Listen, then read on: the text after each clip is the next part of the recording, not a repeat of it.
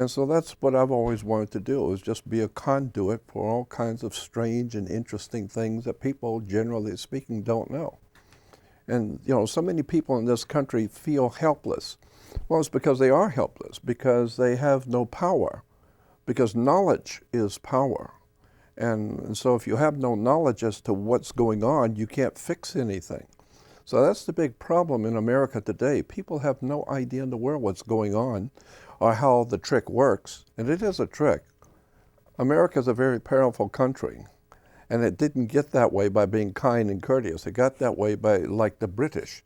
The British Union Jack flag has the cross of St. Andrew, the crisscross, then it's got the cross of St. George on it. It's called the Union Jack flag. So you got two crosses. That's why they were called double crosses. The whole idea of the British have always been double crossing. They've always been lying, cheating, manipulating. It's an extraordinary story. Let me give you an example of what I'm talking about. When I talk about the British, I'm not talking about the English people.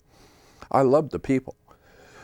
But if I'm a white guy in, say, a black country in Africa, and I get thrown into jail, and I'm the only white guy in the jail, the first thing, the smart thing for me to do is get everybody fighting each other.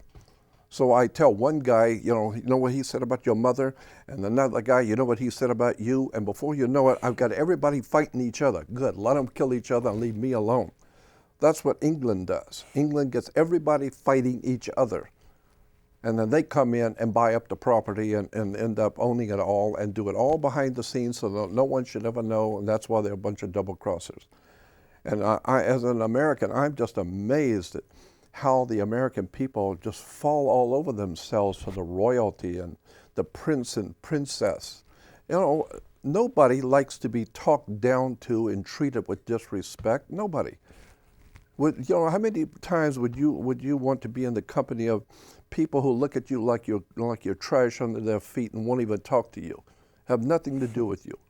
And yet, Americans love to crawl on their knees to see the Queen Mum as she rides by in her gold chariot and flips a cigarette out at you, and her Prince Charles and all of these princes and princesses.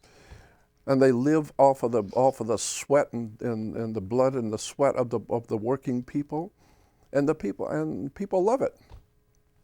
So as far as I'm concerned, we get what we pay for. We get what we want. People love to crawl on their knees to their masters and to important people, politicians. It's all business. You need to understand this, that all of life is considered commerce. Everything is business. Everything is based on commerce. You need to look up the word commerce, and I got a lot of that stuff I'll show you later. And if you look up in a law dictionary, look up the word Congress, because we like to talk about the United States has a Congress. Do you know what the word Congress means? Sex. The sexual act is referred to lawfully as Congress. You co-rest, then you congress. And the very word commerce, has to do with sex. It's a sexual term, commerce. So that's why if you're getting married, you have to have a license. Why do you have to have a license? Well, because you need to understand that you are a corporation. Your body is considered by law to be a company, a corporation. And if you're going to do business with another corporation, which is fine, but you have to have a license, right? So, and if the project doesn't work out, you're not going to God, you're going to court, because it's a business. You have a partner. So if I see you with some girl and I tell you, you know what, I think she's bad company, and you say, mind your own business. Company, business, partner, we're talking commerce. That's why you have to have a license to get married. You have to have a license because the marriage is considered a commercial venture. And so this is why attorneys have to have a license to practice law. And the reason why is because it's a business. They're going to make a lot of money representing you. Well, how are they going to make the money representing you? Well, it's because of their knowledge of the law books. So you cannot take a story that I write and make a movie out of it without talking to me first. That's my story I wrote, and you take it to make a movie. No, thank you. It don't work that way.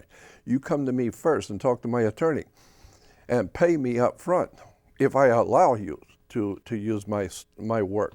Same thing with an attorney. You're going to use a book, the law books, to represent me, and I'm paying you. Well, you need to get a permit from the people who wrote the law book, because you're using their work. Then when you find out that all of America laws, federal, state, county, city laws, all of our laws in America are copyrighted in Canada for the British. All of our laws are all copyrighted for the British. So we're living under British Maritime Admiralty law. I mean, it's a fascinating subject of how the world really works. I mean, there's so much to tell you and so much to talk about. I don't even know where to start. But I do believe, I'm more interested in my personal life, I'm more interested in theology and religion and the ancient world in relation to theology. But I realize that there is a very important need for people to understand how government works and how the laws work. Let me give you an example. We talked about this before. If you have a two-story building and you're going to put a lot of weight upstairs, like printing presses or whatever, the first thing to do is to go downstairs and get on a ladder with a building inspector and go up through the ceiling tiles and see if the floor is going to hold that kind of weight before you go building on it. So what you're doing is you're standing under the foundation to get understanding. That's where the word comes from. So if you haven't gone below the surface on everything, then you don't understand what's going on. So you need to realize that all the things that we see every day, the words and terms that we use, why do you have police? You have police because, well, that's a whole different story. I could get into that when we get into government and how America was founded. But it's just an extraordinary, fascinating world of words and terms. Why do you go to court? You play basketball and tennis on a court. Yeah, so, and how do you play tennis on a court? You play with a racket. Come on. So when you understand the words and terms and the catchphrases that the professional people use in these different disciplines, you begin to see how all of this is a manipulation of words. And put an S in front of the word word and it becomes sword, because words can kill you. You know, when you go into a court, the whole idea in a court is to put the ball back in the other guy's court.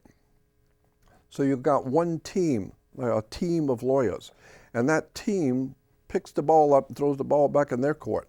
Now that team picks the ball back up and throws it in your court. And so the whole idea, it's a game.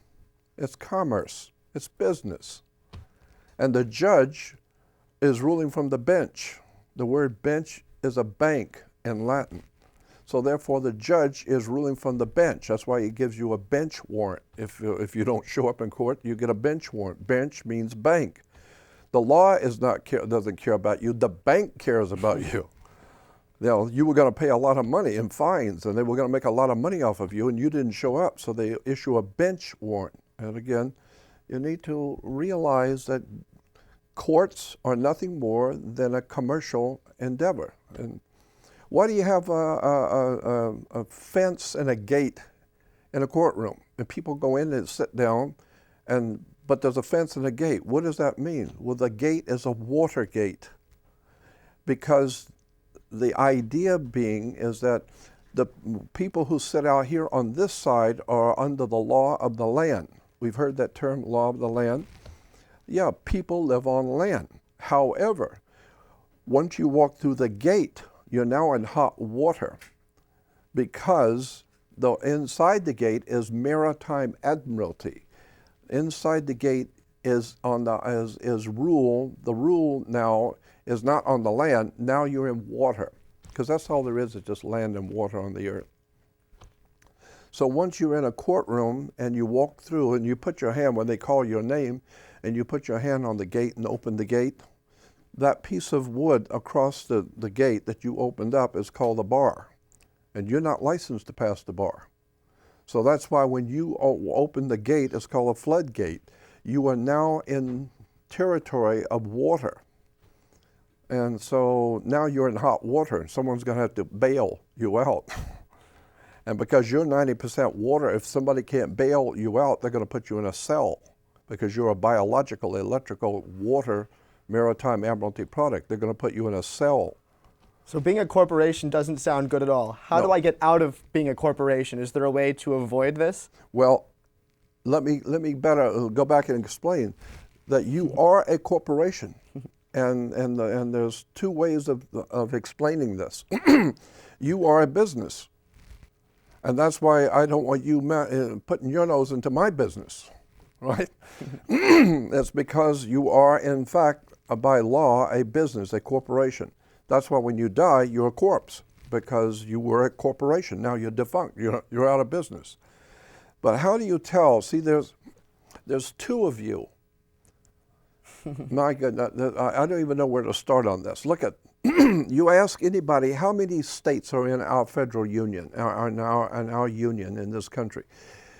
And people will tell you there's 50 states. There is not 50 states. There's 100 states in our union, because there are 2 states in every state.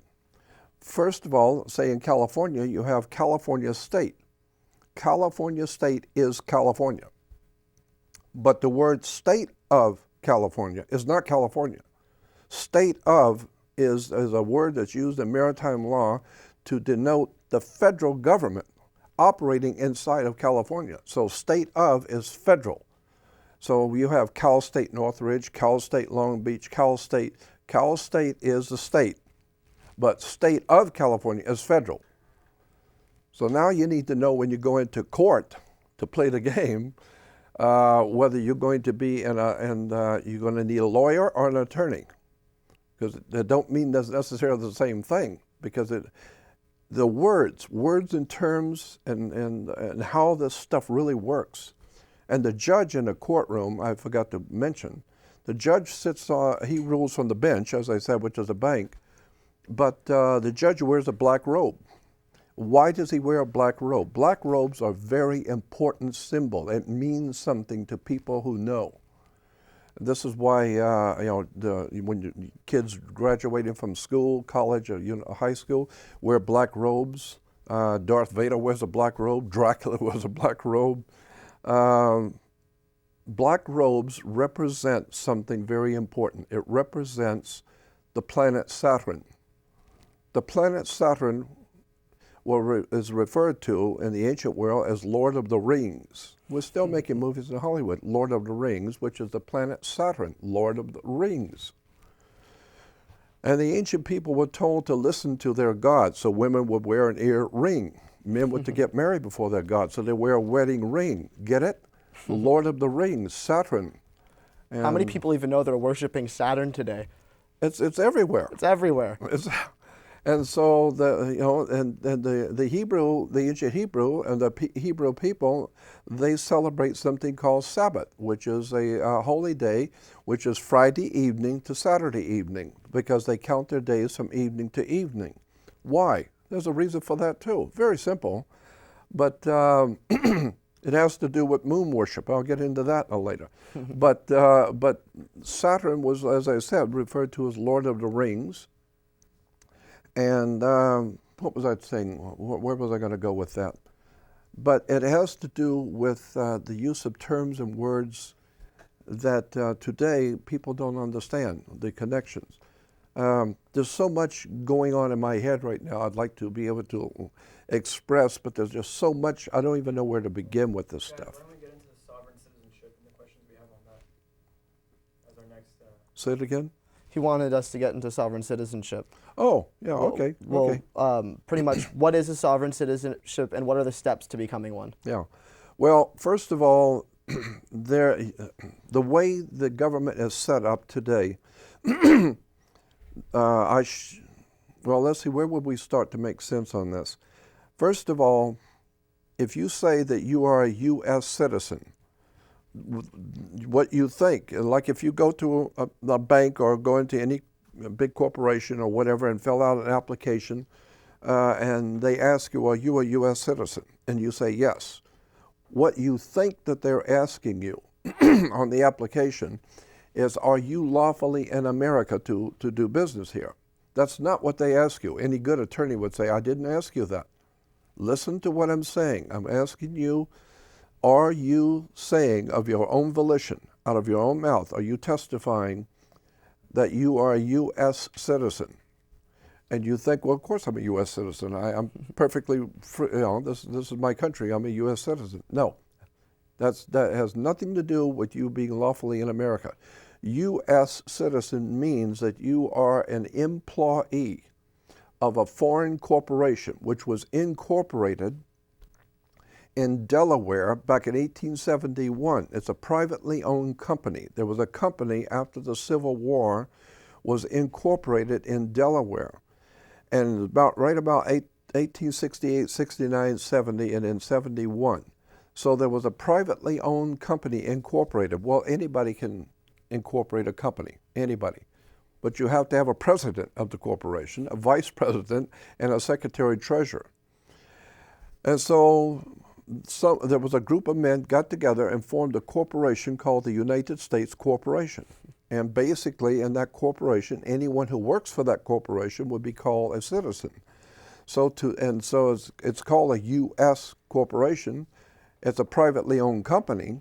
And so what you are saying, if you say you're a U.S. citizen, is you're saying that you are an employee of a foreign corporation, because the corporation is not in California, it's in Washington, D.C.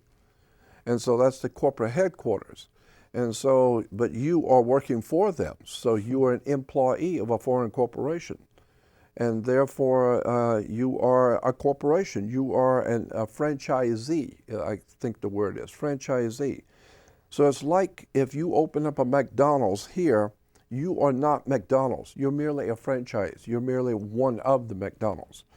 And so the idea being is that the corporation, privately owned company in Washington, D.C., it's a corporation. It has a president, vice president, secretary, treasurer, and you are an employee of that corporation. So therefore, in California, if you're living here and making money here in California, you are a franchisee of a foreign corporation, and you're working here making money in California.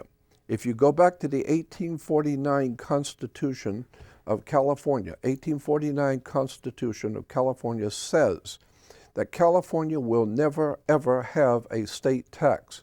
So there is no such a thing as legally, unlawfully, as a state tax in California. We don't have one. But if you are a U.S. citizen, which means you're an employee of a privately owned company called United States Corporation, incorporated in 1871, then you are a franchisee of a foreign corporation. Therefore, you don't pay the California state tax, you pay the California Franchise Tax Board, because you're a franchisee of a foreign corporation. California has no state tax. Say it again? How do you get out of this whole system where we're corporations? Yeah.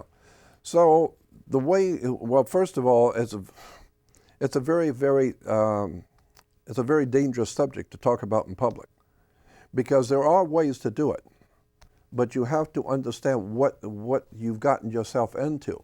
Let me explain something first before we get into how to get out of it.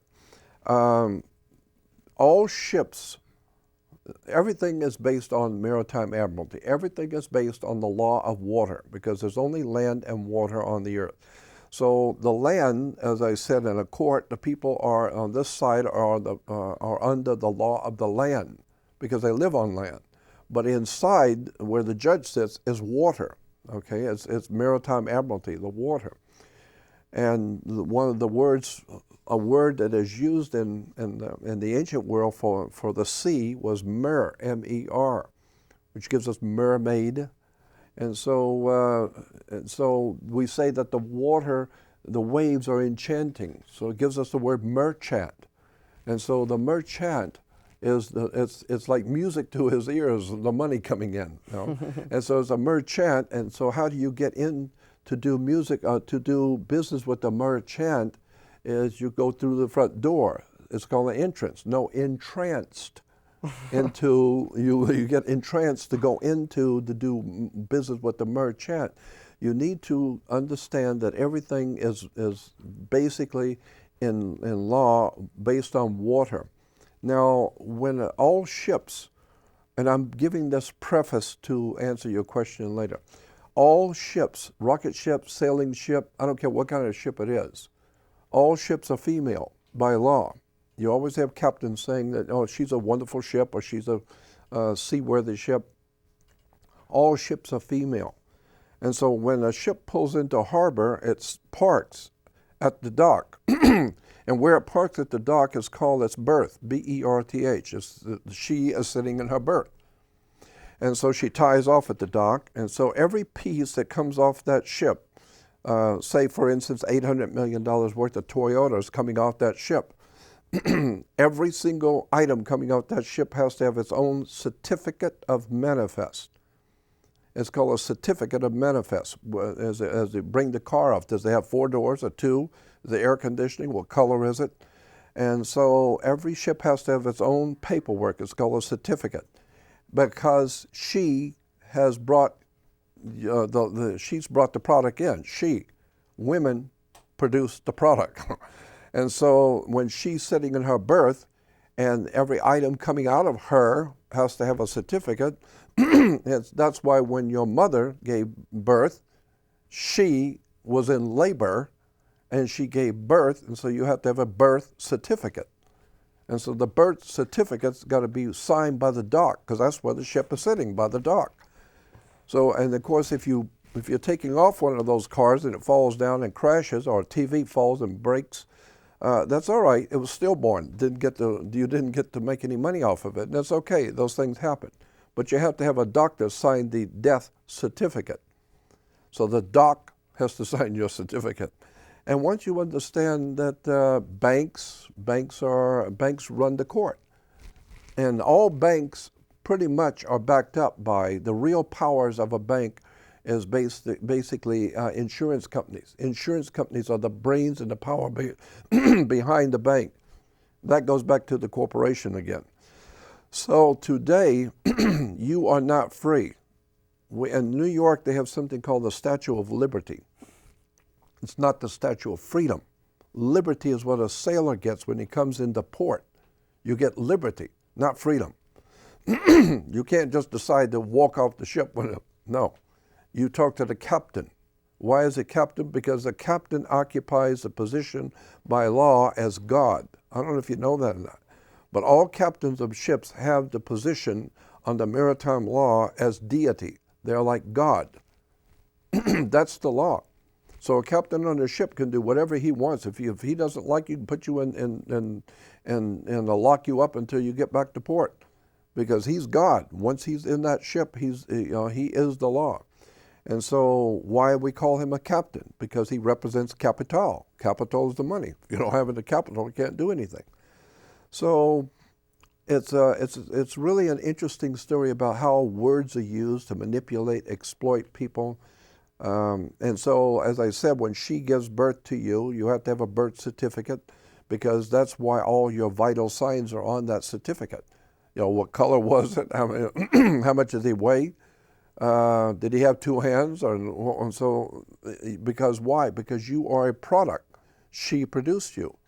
And so the product becomes a commercial thing to be bought and sold. And here's what's very interesting. Your body, your physical body, is a security on the New York Stock Exchange. Let me show you something. When you take out your Social Security card, and on the back of your Social Security card, and I have one here, I think, here it is. On your Social Security card, if you go to work for a corporation, say like General Motors or Ford Motor Company or some Sears, some big corporation, you normally have a name tag that says that you are lawfully employed by this corporation. And so the Social Security number is your number in the corporation called United States Corporation. This is your tag number. All right. However, on the back of the Social Security card is a set of numbers. On the very back of your Social Security card, on the bottom, these numbers are in red. They don't have to be in red, but often they are. These numbers represent your physical flesh and blood body. That's what's in red. It represents your body on the New York Stock Exchange. Because your body, your physical body, is being bought and sold on the stock exchange. So that's why if you take money, you take the dollar bill, you will see a series of numbers, the serial numbers. And if you take the back of your Social Security card and put it above those numbers, you will see they're matching. So the idea being is that the back of the Social Security card is your body on the New York Stock Exchange, which is backing up the currency in America. And so that's why, there's a whole story about how you are a commodity on the stock exchange. Incidentally, you are worth, from what I've gathered from hearing the people who know, they're saying that your body is worth something like $6 million on the New York Stock Exchange. And that's interesting, because if that be true, which I think it is, that means that you're worth $6 million right now yourself. There's so much that you need to understand about how the corporation works. So how do you get freedom? Well, for one thing, first of all, you have to understand that you are not free. If you're a U.S. citizen, you are an employee of a foreign corporation, and they own your body. Therefore, to get away from that, you have to get out of the system. And the laws have changed now because 9/11, as far as I'm concerned, my opinion, and I've only been looking at it for 53 years, but my opinion is 9/11 was a setup job in order for the government to be able to do certain things that the people would never allow. But like Adolf Hitler did in Nazi Germany, he had his own people go out and burn down the Reichstag building. We know that. We know that from history now. We know that Hitler sent his own people out to burn down the government building in Berlin and scared the peawads out of everybody. And for all you who think the U.S. government is some saint, just look at Gulf of Tonkin incident. Yeah, well, God knows we can go down the line. And talk about too this. many. Way too many. As a matter of fact, I should keep this out because we could talk about that. The symbols on the dollar bill, that tells you a lot too. Ooh, this will be good. Yeah, I mean, I started talking about this a long time ago, 45 years ago. Incidentally, when you were saying that I have been influencing the liberty movement, the freedom movement, I really have never been a party to any movement at all, ever. I've never joined any organization, and I was doing what I'm doing 53 years ago, back in 1959, 60, 61. I was going around town giving lectures on secret societies, who prints the money, national coats of arms, harlotry, national treasure kind of things, who wrote the Constitution, where did it come from. And so I've been doing this stuff for many, many years. And obviously at the time I was doing it, nobody knew what I was talking about. But the basic story I've been trying to get out for all my life is that nothing in this world works the way you think it does. Nothing. The U.S. government is not what you think it is. It's a corporation. It's a company. It's like Baskin and Robbins. It's like a Target. It's a corporation. It's a company. So are you. You're a corporation. And so how do you tell the difference because there are two of you. As I said, there are two states. In every state, well, there's two of you. There's the one that God created, the one that your parents gave to the world, but there's also the legal you. Now, understand this: there is no law on this earth, not federal, state, county, city, nothing. No law in the world applies to your physical flesh and blood body. The reason why, the logic was in the ancient world, and especially in the Middle Ages, was all the kings realized that nobody can control you. Even your mother can't control you. When you were a baby, she had no control over you. And nobody knows what's going on in your head from one day to the next, so nobody can control you. But the kings wanted to be able to have control. So how did they do it? They're very simple. They created another you. They created